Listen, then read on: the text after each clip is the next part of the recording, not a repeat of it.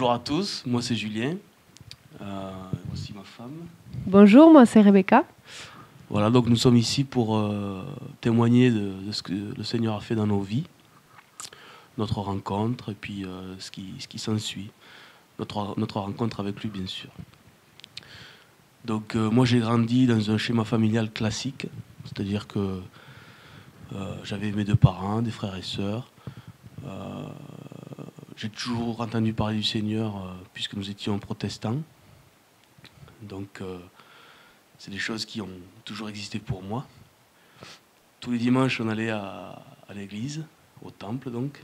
Et moi j'étais assez réfractaire à tout ça, je voulais pas y aller, il fallait m'y tirer un peu. Mais j'y allais malgré tout. Donc jusqu'à un certain âge où on grandit, puis on commence à s'éloigner de tout ça. Et donc à partir du moment où j'y suis plus trop allé. Puis toi, si tu veux parler de ton enfant. Et donc moi c'est un peu différent, je viens d'une famille aussi de 5 enfants, chrétienne, mais bon c'était pas... Enfin nous on a connu un divorce très jeune, donc on a été séparés. Et donc en fait... j'ai grandi, mais pas forcément dans il n'y avait pas d'église, tout ça. On croyait en Dieu, mais de loin. Et puis, donc, j'ai connu beaucoup de souffrances. Voilà, j'ai grandi dans le mensonge. Je cherchais beaucoup les garçons pour combler un peu le manque d'amour que j'avais de mon père. Et puis, un jour, à l'âge vers 15-16 ans, j'ai voulu me suicider, donc ça a été très difficile. Et donc en fait, alors on habitait très loin, hein, on a beaucoup vécu sur les îles. Et donc j'ai voulu repartir chez mon père, que je connaissais presque pas du tout. Et donc je suis rentrée en France et j'ai encore été déçue parce que j'ai pas trouvé ce qui me manquait. Et donc... Et par contre, mon père était engagé dans une église, la même que mes parents, donc. Que Julien fréquentait, enfin sa famille. Et donc j'y suis allée, j'ai rencontré un groupe de jeunes, qui étaient quand même bien, qui m'ont bien entourée. Et en fait, voilà, j'ai rencontré Jésus et ça m'a sauvée, quoi. Et de là, on s'est rencontrés. Et, Tout à fait. Donc c'était dans ce contexte-là qu'on s'est rencontrés. Donc, moi, c'était difficile pour moi, l'église, les enseignements qu'on donnait aux jeunes. C'était quelque chose moi, j'avais du mal à... J'y trouvais pas mon compte, quoi. Je savais que le Seigneur existait, mais il y avait quelque chose qui me manquait. C'était peut-être le témoignage de nos aînés qui n'étaient pas... Aujourd'hui, je sais que c'est ça, mais à l'époque, j'en avais pas conscience. J'avais besoin de témoignages, quoi. Et choses que je ne trouvais pas dans cette communauté, dans cette église-là. Donc, nous, on a commencé à se fréquenter en tant qu'amis. On s'est rapprochés de plus en plus jusqu'au moment où on a questionné le Seigneur. Alors, principalement ma femme, puisque moi, j'étais assez loin, finalement, de tout ça. Le Seigneur, il avait une petite place dans mon cœur, toute petite. Moi, j'étais plus engagée à l'église, voilà. Et toi, pas trop. Et donc, en fait, j'ai demandé au Seigneur si c'était mon mari, parce que on voulait pas se tromper. Et puis, lors d'un rassemblement, d'une réunion entre jeunes, le Seigneur m'a dit, à travers un pasteur, tu poses une question au Seigneur, la réponse c'est oui. Donc, je savais que c'était mon mari. Donc, à partir de là, les choses se sont accélérées, on va dire. C'est ça. Donc on a pris notre indépendance. Voilà, on a commencé à se fréquenter sérieusement et sans... Effectivement, les choses auraient pu mieux se faire à l'époque, mais nous, on était ce qu'on était, donc on a commencé à se fréquenter sans s'engager à l'église, sans se marier devant le pasteur, ni devant les hommes. On a brûlé les étapes. On a un peu brûlé les étapes, mais... Après, avec nos familles, c'était très difficile. Notre relation a été difficilement acceptée au début, ça a créé des soucis. Donc c'est dans ce contexte-là qu'on a commencé à s'engager dans la vie d'adulte. Donc on s'est très vite retrouvés en appartement tous les deux. Ensuite de l'appartement, on est passé à la maison. Un enfant est arrivé. Donc on commençait vraiment à consommer la vie, comme tout le monde. Et puis toujours avec cette petite place pour le Seigneur, mais qui était loin. peut-être si on divisait le cœur en parties de 100, donc sur 100%, il y avait peut-être 2-3% pour le Seigneur, puis le reste c'était le monde, les voitures, l'argent. Mais pour nous, ça suffisait. Pour nous, on croyait en Dieu, donc on était sauvés. Voilà, de temps en temps, on disait je suis chrétien, je crois en Jésus, puis on pensait être sauvé dans ces conditions-là. Jusqu'au moment où... Donc là, on avait plus de vie d'église, en fait. On était partis, on avait été traités d'infidèles, de rebelles. Enfin, on s'est vraiment retrouvés tout seuls, quoi. Avec nos familles, c'était compliqué. Enfin, tout à fait. On avait quelques amis, mais voilà, on était seuls, quoi. Enfin, moi, personnellement, oui, avec mes parents, j'ai un frère, avec mon frère, avec mes sœurs aussi, il y a eu une séparation, puisque des histoires de famille, hein, comme un peu tout le monde. Donc, moi, je me suis vraiment retrouvé, je ne les côtoyais plus. J'ai ma part de responsabilité aussi. Donc, pendant cette période-là, pendant 1 an ou 2, je ne sais plus exactement, ou 1 an et demi, je ne sais plus trop, j'avais plus aucun contact avec eux. Donc, on était donc chez nous à consommer cette vie comme ça. Mais il y avait un mal-être quand même qui se faisait ressentir. On est passé proche de la séparation à plusieurs reprises. L'adultère est rentré au sein de notre couple. On était dans le mensonge. Dans des mensonges l'un à l'autre, à tout le monde. Chercher la réussite sociale avant tout. Donc, il n'y avait pas de place pour le Seigneur. Pas trop de place pour le Seigneur, mais un mal-être. Donc, moi, au fur et à mesure, j'en parlais des fois à Rebecca, je disais, t'imagines, s'il faut, on ne s'imagine pas à quel point on pêche. Petit à petit, ça revenait sur le tapis, quoi. Alors, aujourd'hui, on sait que c'est le Seigneur qui nous a appelés, donc, mais à l'époque, c'était difficile. Jusqu'au jour où toi, ça a commencé avec un songe, hein, c'est ça? Et j'ai eu un songe, oui, où je voyais le frère à Julien, donc il en a qu'un, et il tapait à la porte et il venait. Bon. Et ça faisait quand même plusieurs années qu'on ne l'avait pas vu. Je sais plus si c'est 2 ans. On ne se fréquentait plus. Et puis un jour, donc en janvier 2015, il frappe à la porte. Donc je l'ai ouvert, on l'a accueilli. Le songe, c'était 2-3 jours avant. Hein, oui, voilà, c'est ça. Donc finalement, il frappe à la porte, donc on lui ouvre. Et il était venu pour nous demander pardon de son comportement. Et donc on s'est pardonné mutuellement. Moi aussi, effectivement, j'ai demandé pardon, il me semble. Donc c'était... Voilà. Et là, il a commencé... avant ça, un petit détail qui est important, c'était je travaillais avec mon beau-frère.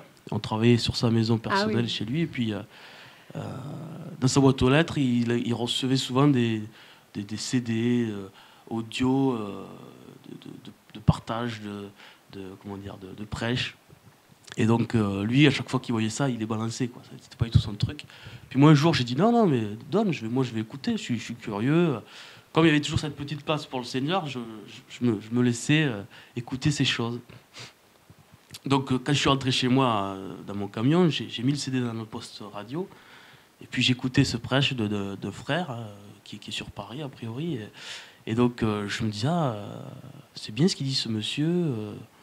C'est bien, mais j'avais tellement peur de tomber dans un mouvement, dans une secte, dans quelque chose que je me suis contenté à dire, c'est pas trop mal, mais du coup, arrivé à la maison, le CD il est resté dans le poste, j'ai éteint et puis j'ai pu réécouter. Mais avec ce CD, il y avait une carte de visite de cette assemblée, donc, qui est sur Paris, et ça m'est resté en tête, cette carte. Et quand mon frère qui est venu à la maison comme ça, une fois pardonné, tout ça, on s'est mis à discuter. Alors, il dit moi, il me disait, le Seigneur, il m'a touché fortement là, et on a rencontré des frères. C'est sur Paris, il m'a donné le nom de cette carte que j'ai la même. C'était le même nom. C'était le même nom. Et j'ai dit, Seigneur, c'est quand même fou. Ça se jouait sur 1 ou 2 jours tout ça. Hein. J'ai dit, c'est quand même fou. Donc devant tant de coïncidences, on s'est dit c'est pas une coïncidence, donc on a commencé à effectivement les messages de cette assemblée à les écouter, à les suivre. Et puis de fil en aiguille. Alors au début on était réfractaires, hein, puisque on avait un petit côté en nous, on va le dire, raciste. Oui, parce qu'il y avait beaucoup de frères et sœurs qui étaient noirs, couleurs, voilà. Et donc on se disait oula, qu'est-ce que c'est Pourquoi ils sont tous voilà. Donc, voilà. Mais on écoutait parce que le message était quand même pertinent. C'était un message qu'on n'avait jamais entendu, tout à fait, oui. Qui était complètement différent de l'assemblée qu'on fréquentait. Et donc, voilà, c'était beaucoup sur le retour à la parole. En fait, vraiment vivre ce que le Seigneur a écrit dans la Bible. Et pas seulement le dimanche, pas seulement voilà, en écoutant les pasteurs. Enfin, c'était vraiment... c'était quand même puissant, quoi. C'est ça, c'était quelque chose qu'on n'avait jamais entendu dans l'église qu'on côtoyait jeune le dimanche, quoi. Et puis ça nous parlait parce qu'en fait, il n'y avait plus de structure, il n'y avait plus de... En fait, on commençait à comprendre qu'on pouvait vivre le Seigneur partout, chez nous, qu'on pouvait lui parler comme ça en direct, il n'y avait plus d'intermédiaire, que Dieu était là, quoi. Et donc ça nous a... C'est ça, donc c'est ce qui nous a fait... C'est ce qui nous a encouragé encore à écouter ces messages. Et donc, de fil en aiguille, comme on doutait quand même, on avait toujours ce doute dans le cœur, le Seigneur a utilisé une femme dans une vidéo où, au travers d'elle, il parlait à ses enfants et il disait... c'est Dieu qui parlait, oui. C'est Dieu qui parlait au travers d'elle, qui disait tu doutes que c'est moi, incrédule, je sais que tu doutes que c'est moi, mais mes enfants entendent ma voix, donc... mes brebis reconnaissent le son de ma voix, donc c'est moi qui parle. Et là, on a eu la crainte, on a été propulsés en arrière, on a été visités par le Seigneur, on s'est retrouvés sur le canapé complètement visités. Dans la tristesse, pour ma part. Ouais. Moi, j'étais triste parce que j'étais en train de me dire, finalement... J'ai douté, quoi. Et le Seigneur m'a bien repris, il nous a dit, et puis petit à petit on était convaincus du péché. Là ça a été comme un coup comme si on voyait notre état. C'était net, voilà. Qu'on était sale, on se disait chrétien, mais en fait on était des hypocrites, on était menteurs, on était dans le péché complet, quoi. À plusieurs niveaux, oui, tout à fait. Et donc là on a eu la crainte de Dieu et on s'est regardé. Toute la soirée, on était triste, on était travaillés. Et le Seigneur a commencé à nous montrer des choses dans notre maison qui étaient pour nous des idoles sans qu'on le sache véritablement. C'est-à-dire qu'on passait beaucoup de temps devant. C'était quelque chose qui... Alors je dis pas qu'il en est de même pour tous, mais pour ma part c'était ma télévision. Pour notre vie, oui. Voilà. Je dis vraiment pour moi parce que... toi aussi peut-être, mais pour moi c'était vraiment, j'avais tendance à rentrer du travail, me mettre devant cette télévision, laisser faire à Rebecca toutes les tâches ménagères, et puis moi je faisais plus rien, donc c'était aussi une source des problèmes dans notre couple. Et donc le Seigneur m'a montré, m'a dit, ça c'est une idole pour toi. Elle prenait toute la place en fait. Il y en avait d'autres. On avait une très grande télé. C'est la première qui nous a montré. Voilà. Et donc la réaction s'est pas fait attendre. Quand j'ai été convaincu de ça, j'ai dit cette télé, je vais ni la vendre ni la donner. Je la mets à la poubelle. Donc j'ai ouvert ma fenêtre, j'ai jeté par la fenêtre. Et donc elle était irrécupérable. C'était la seule façon que j'avais d'être sûr de. Pour nous, c'était vraiment un acte pour montrer au Seigneur que ça y est, on voulait s'engager. On voulait autre chose. On voulait plus de cette vie. De mélange, de désordre, de tristesse. Et on voulait vraiment le rencontrer, en fait, parce qu'on pensait le connaître, mais en fait, on ne le connaissait pas, quoi. Donc, c'était un cri pour lui dire OK, on est bon. On veut de toi, quoi. C'est entièrement. Voilà. Et donc, j'ai jeté cette télé, puis on s'est couché sur ça. On a passé la nuit. Puis, je ne sais plus combien de jours s'est passé après pour... En fait, on suivait les enseignements sur notre téléphone, du coup. Voilà. Et puis, on suivait les enseignements. Et puis un soir, comme tant d'autres, comme on n'avait plus de télé, on suivait ces enseignements sur le téléphone, effectivement. Et un soir, dans le lit, avec le téléphone, on suivait ça. Et puis, étant fatigué, on s'endort sur enseignement. Alors toi, tu t'endormais plus que moi je le suivais encore. Et donc, Rebecca s'endort bien. Moi, je somnolais, mais je suivais l'enseignement. Et puis ce frère, donc, qui se situe sur Paris, commençait à... il y avait une délivrance. Il parlait à une femme en disant « tu as un esprit de colère ». Donc il s'est mis à chasser l'esprit de colère. Cette femme, ça s'est manifesté en elle. Et au moment où ça se manifestait en cette femme, j'ai commencé à entendre Rebecca qui faisait... Commençait à grogner, Voilà, il y avait quelque chose qui commençait à se manifester. Dans son Mais sommeil.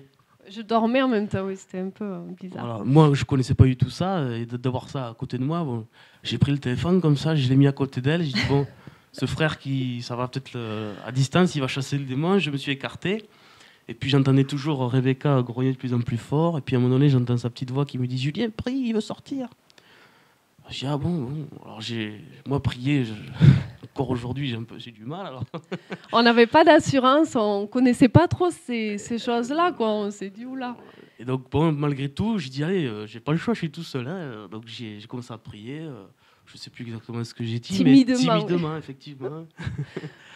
Et donc à ce moment-là, je pense que le Seigneur, voyant que je voulais mais que j'arrivais pas, il est venu m'aider. J'ai senti qu'il a investi ma bouche. Et puis une voix forte et grave est sortie. Et puis je suis ton Dieu. Tu sors d'ici maintenant. Et puis ça a fini par sortir. Et puis c'est ça. Et en fait, donc il y a eu la colère qui est sortie. C'était la colère. Et oui. sur plusieurs minutes, il y a eu plusieurs choses qui sont sorties le mensonge, l'impureté, l'amour de l'argent. Et c'était très, tu le très sentais physique, à chaque fois. Ouais. Voilà, c'était très puissant. Et puis à un moment donné, donc ça s'est arrêté. Et puis moi, j'avais qu'une crainte, c'était d'y passer aussi, parce que je savais que j'avais des choses pas claires, que j'étais pas propre non plus. Et puis donc, tu disais oula, je quelque sens, part, quoi. j'étais mitigé. Je disais j'aimerais bien, mais j'ai pas envie. Et puis à un moment donné, j'ai commencé à te dire je me sens pas bien, quelque chose qui veut sortir, une douleur dans les bras.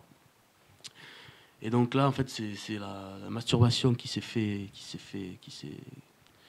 manifestée, ouais. s'est manifestée. Donc le Seigneur. Donc pareil, moi je me suis, en fait c'est très bizarre, je me suis levée et ma voix a complètement changé. C'était une voix très forte. Et en fait, c'est le Seigneur qui parlait, qui disait tu as trop longtemps pris ma place. Dans son cœur. Et tu dois partir maintenant, car j'ai besoin de toute la place. Et là, donc ça a été aussi une tornade, quoi. C'est ça, c'était de ce que je m'en souviens, c'était douloureux au niveau de mes bras, et donc le Seigneur a fait partir ces choses. Gloire à lui, c'est ça, la pornographie de la même façon, la timidité. La timidité, oui. Qui s'est aussi manifestée d'une façon assez étrange. Oui, en fait, les esprits parlaient d'eux-mêmes, nos voix, elles changeaient, enfin... Pour nous, c'était impressionnant, quoi, parce qu'on ne connaissait pas ça. On ne savait pas trop où on était. Et puis, on était surtout, on s'est dit, ça arrive chez nous comme ça. Sans pasteur, Enfin, voilà, ça nous a vraiment... Mais en fait, le Seigneur était vraiment en contrôle de toutes choses et il a fait vraiment les choses entièrement, quoi. Oui, c'est lui qui a tout fait. Voilà. On ne peut pas se glorifier de quoi que ce soit, il a vraiment tout fait. C'est ça. Donc nous lui rendons gloire pour ça. Et puis, il nous a parlé aussi, après ces délivrances, il nous a dit qu'on devait lui faire confiance à lui, ne plus faire confiance aux hommes comme on pouvait le faire avant. Donc, ça ne veut pas dire non plus ne plus écouter les gens, mais... Qu'on éprouve toutes choses, on éprouve toutes choses à sa lumière, à sa parole. Donc, on s'est couché sur ça, hein, on était épuisés, on s'est vraiment senti fatigués. Ouais. On s'est couché sur ça, et puis je te laisse raconter le... Donc là, on se sentait bien léger. Et puis en fait, moi j'avais un gros souci, j'avais une maladie, l'onychophagie, donc je me rongeais les ongles très sévèrement. Oui. Et je me disais, mais Seigneur, je comprends pas pourquoi c'est pas parti, parce que pour moi c'était quelque chose de très difficile. J'ai jamais réussi à arrêter. Voilà, je sais qu'il y a beaucoup de gens qui sont touchés par ça. Et je disais, Seigneur, je t'en supplie, fais quelque chose, parce que je savais que maintenant il délivrait, enfin clairement, qu'il pouvait le faire à la maison par nous, quoi. Et en fait, 3 jours après, j'ai eu un songe où en fait, je voyais le Seigneur me délivrer un peu de la même façon. Et le matin, je commençais à sentir de la chaleur, quelque chose qui voulait sortir. Et pareil, j'ai dit à Julien, prie parce qu'il y a quelque chose qui veut sortir. Et donc bon, là, tu avais un peu plus d'assurance. Donc, le métier qui rentre. Pour le coup. Et donc, il a commencé à prier. Ça a été très rapide. Hein. C'était un démon de mutilation. Tout à fait. Nous, on ne savait pas ce que c'était. Et en fait, hop, c'est sorti. Et le jour même, je ne mettais plus mes doigts à la bouche. C'était incroyable, quoi. le Seigneur est vraiment puissant. Il n'y a que lui qui peut faire ça. Hein, c'est voilà, magnifique. Alors, ce qui est terrible, c'est que effectivement, pendant ces jours qu'on suivi, tu n'avais plus du tout l'envie de mettre les doigts à la bouche. Mais chez moi, ça fait la même chose. Hein, c'est qu'une fois qu'on est délivré, ces entités-là veulent revenir en nous. Donc, c'est un combat. Donc c'est un combat après. Alors au début, c'est très facile en fait, parce qu'on vient d'être délivré. Mais avec le temps, plus le temps passe, plus on doit être attentif pour ne pas retomber dans ces choses. Donc c'est bien aussi de le préciser. Il faut que chacun veille à garder sa délivrance et ne pas retomber. Donc ça, c'est vraiment en restant proche du Seigneur et en étant à l'écoute qu'on y arrive, quoi. Ouais. De nous-mêmes, si on pense ça y est, on est délivré, c'est bon, c'est fini. Non. Il faut rester proche du Seigneur pour qu'on puisse rester dans cette sanctification-là. C'est ça. Donc, et après, des choses ont commencé à changer dans notre vie personnelle. Voilà, il a mis le doigt sur plusieurs choses. On a commencé à voir des choses qu'on ne voyait pas. Déjà, des façons de parler. On disait beaucoup de gros mots, donc ça c'était... voilà. Donc on a commencé à changer notre langage. Avec nos enfants, on a fait aussi le tri dans ce qu'on regardait. Bon, on n'avait plus de télé, mais voilà, on avait quand même gardé beaucoup de choses. Donc on a fait un bon tri. Il y a des choses qui sont parties. Et il y en a encore qui doivent partir. On n'a jamais fini. Ouais, dans la sanctification, on n'a jamais fini. Donc c'est un processus qui est long, toute une vie. Hein, comme le disait Paul dans ses écrits, c'est un combat qu'on va mener jusqu'à la fin. Donc on ne s'estime pas arrivé. Simplement que le Seigneur a mis le doigt déjà sur certaines choses. Et puis il va continuer, parce qu'au fur et à mesure, la barre monte. Et c'est en étant dans sa présence qu'on va y arriver. Donc le Seigneur, à partir de ce moment-là, vraiment a commencé à appuyer sur des choses qui étaient finalement assez faciles, pour lesquelles c'était assez facile de mettre de côté. Donc les obscénités orales, la façon de s'habiller, ce qu'on regardait, ce qu'on écoutait, nos fréquentations. Mais et d'ailleurs, les fréquentations, c'est ce qui a été peut-être le Seigneur a fait le ménage, quoi. On a vu nos amis, parce que voilà, il y a des choses qui se sont révélées, quoi. Comme on était des bons vivants, on était dans l'alcool, on allait en boîte de nuit, dans les excès de table. À partir du moment où le Seigneur nous montrait que ces choses-là n'étaient plus bonnes et ne le glorifiait pas, ces amis qui étaient là-dedans, on a dû mettre une distance. En sachant que c'était des amis qui disaient souvent croire en Jésus. Donc on a essayé de leur expliquer, de leur amener ce que le Seigneur nous avait donné aussi, chose qu'ils n'ont pas reçue. Donc à un moment donné, le Seigneur a permis que ces gens-là s'éloignent, non de façon brutale, mais ils se sont éloignés de toute façon. Voilà. Mais c'est pas parce qu'on était mieux qu'eux, hein. C'est pas du tout ça. C'est là, voilà. C'est que nous, il nous fallait un temps pour... Le Seigneur nous travaille et nous rend. Le Seigneur veut nous purifier, donc il faut se séparer de certaines choses. Voilà. Voilà, donc jusqu'à maintenant, jusqu'à aujourd'hui, on est dans ce travail-là. C'est pas fini. C'est pas fini. Donc on ne s'estime pas arrivé. On n'est jamais. On sera arrivé une fois que notre corps aura rendu l'âme. Et le Seigneur nous jugera à ce moment-là. Est-ce qu'on a compris aujourd'hui, au moment où le Seigneur nous a délivrés, c'est que comme il habitait en nous, on devait aussi être un bon témoignage. Parce que nous, on avait souffert de ça aussi dans l'église qu'on côtoyait. Des gens qui se disaient chrétiens et qui, au final, avaient comme une double vie. C'est-à-dire que le dimanche, on les voyait beaux, en costard-cravate, ils parlaient d'une telle manière. Et en fait, quand on les croisait en dehors, c'était pas du tout ce qu'on voyait. Alors nous, on était comme ça aussi. Hein. On était comme ça. Qu'on est parti. D'ailleurs, on était même comme ça à l'église. Et là, on a pris conscience, quand le Seigneur est venu en nous, on a pris conscience que, voilà, il fallait qu'on témoigne, qu'on soit comme Christ, quoi. C'est ça qu'on est. Donc, qu'on change radicalement notre manière d'être. Et ça, c'était. Donc, on est tombé dans un extrême. On a rejeté tout ce qui était du monde.